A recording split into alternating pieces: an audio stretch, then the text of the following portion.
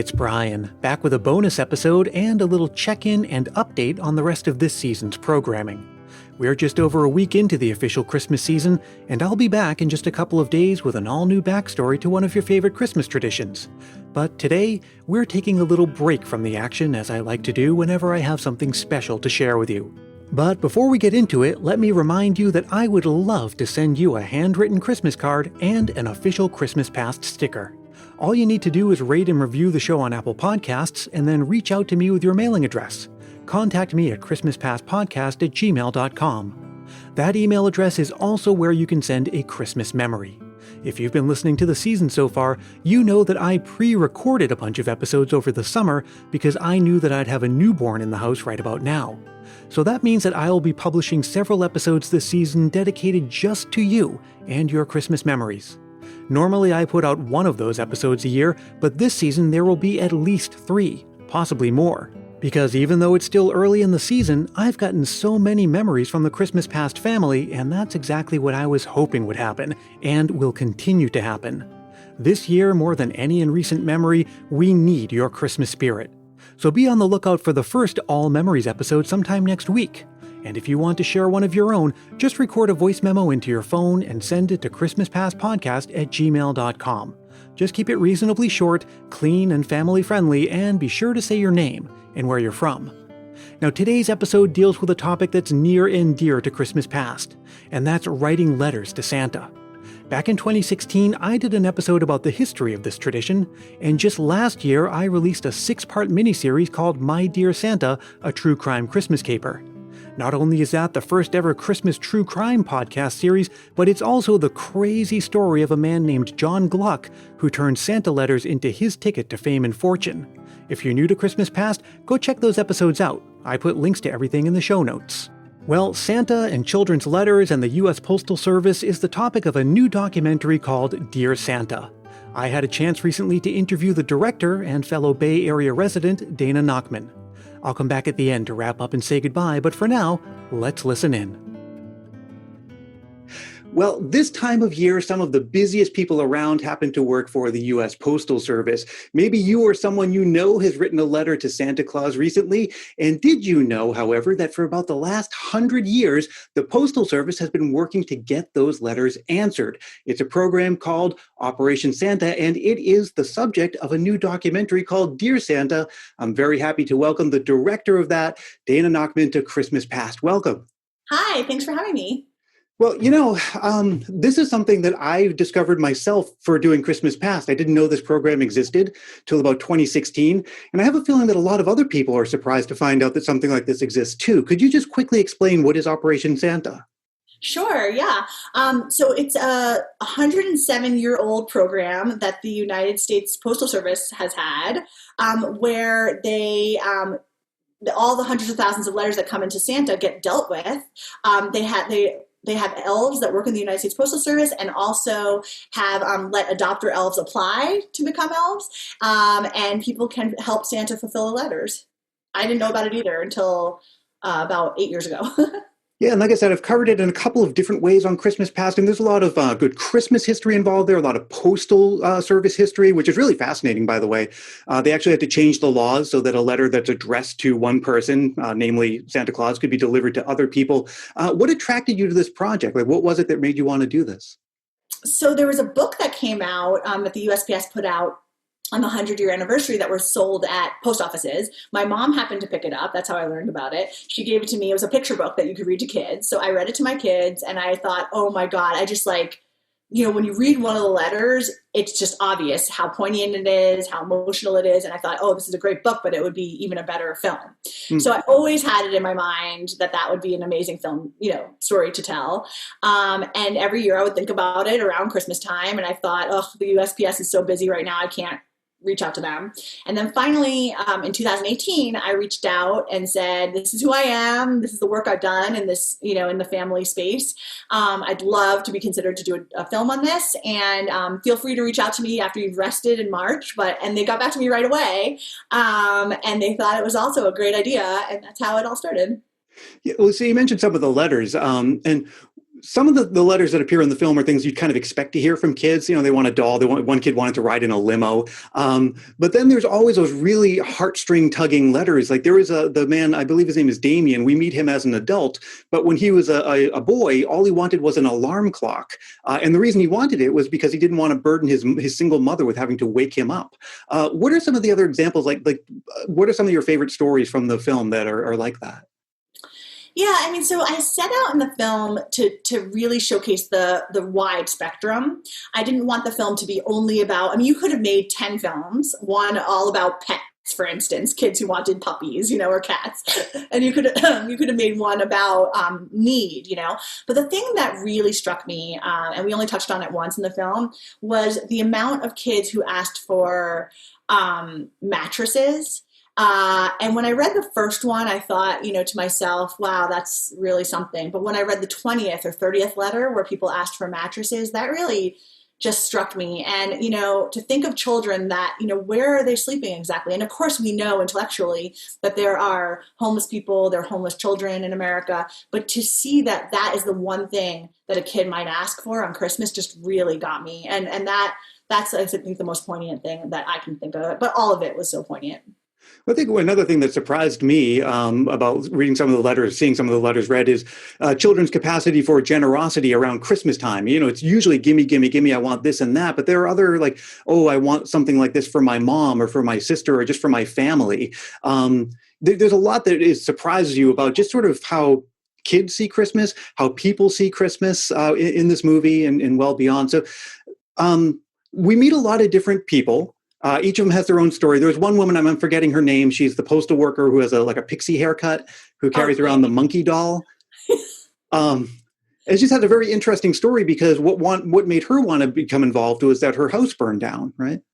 She actually did this way before her house burned down, which was interesting. I think she's a really fun, and actually I'm really glad you pointed her out because I think what you said is right, that most people think about Christmas and think a lot about the commercialism of it and the wants and the gimme, gimme, gimmes.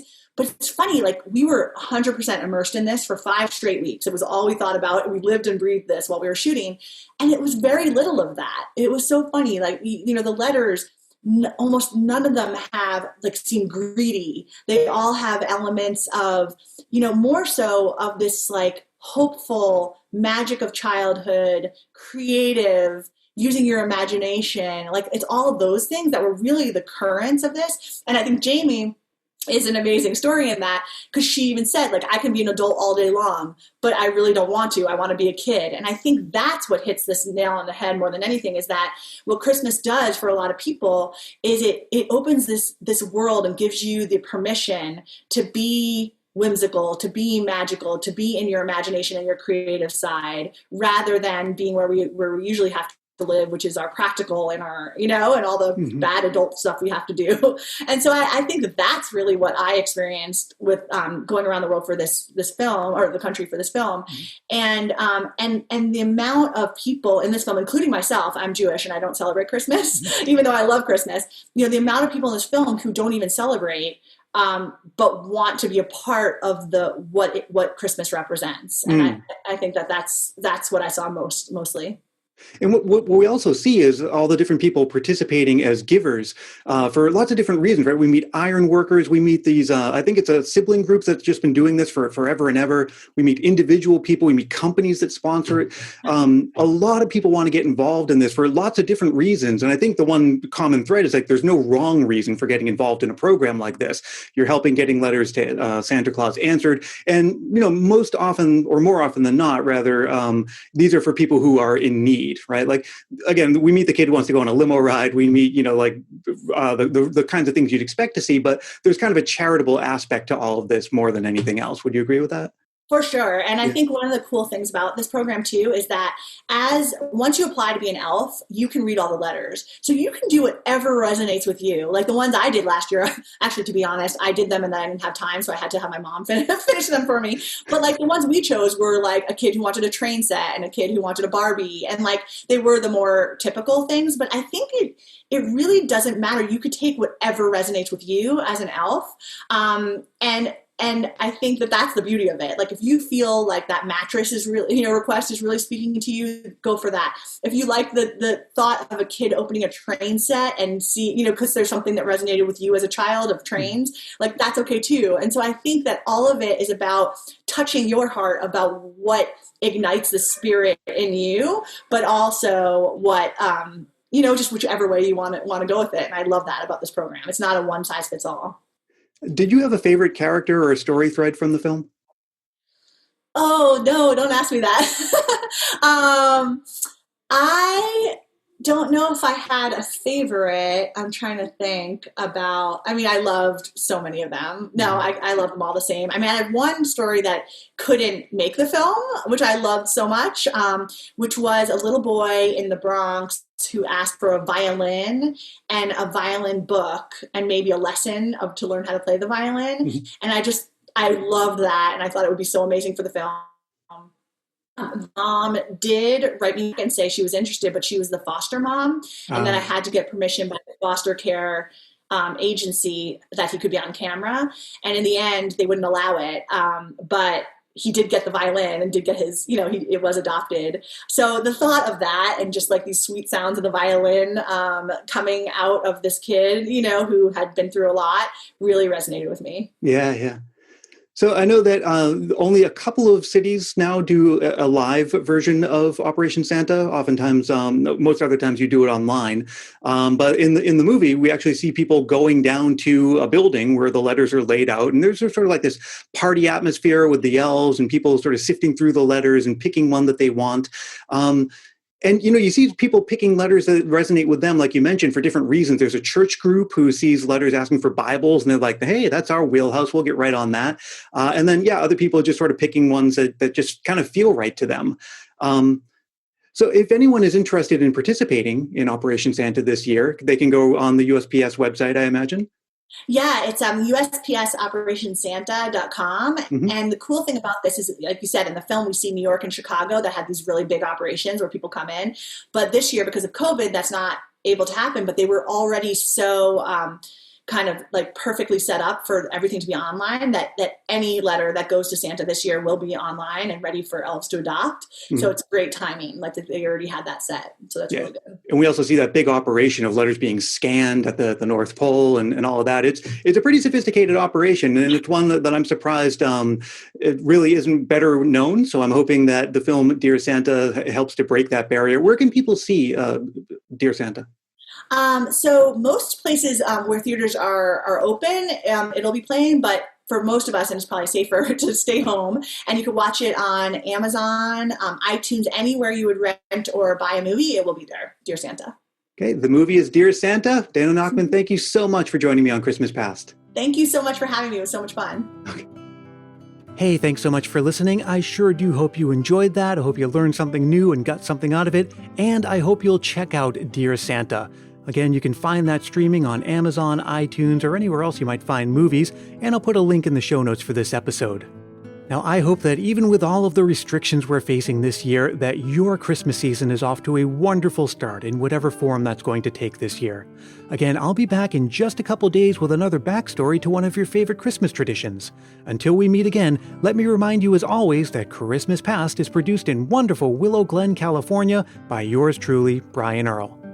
You can get in touch anytime, and I sure wish you would, because I love hearing from you, and I love hearing about how your Christmas season is going, what your plans are, what your favorite traditions are, and all of that. I'm easy to get a hold of. You can email me at christmaspastpodcast@gmail.com or connect on Facebook, Twitter, and Instagram. And if you haven't yet joined the private Christmas Past Facebook group, now's a great time to do it because we're celebrating all season long and well beyond. And hey, if you're feeling the Christmas spirit, why not help more people discover this show? Telling a friend about it or leaving a review on Apple Podcasts are quick and painless ways to show your support. They don't cost anything, and they really do make a big difference. It's like spreading Christmas cheer. And if you do leave a review on Apple Podcasts, I'll even send you a Christmas Past sticker, and a handwritten Christmas card is my way of saying thanks. Reach out for details on that. And if you're looking for something new to add to your Christmas podcast playlist, check out the definitive directory of Christmas podcasts. It's Christmas Past's listing of over 175 Christmas podcasts arranged into 12 different categories. It is by far the most complete, comprehensive, and best organized list of Christmas podcasts you will find anywhere else. I guarantee you that. Come on over to ChristmasPast.media to check it out, or just Google the definitive directory of Christmas podcasts. Until we meet again, stay safe and healthy, look out for one another, and may your days be merry and bright.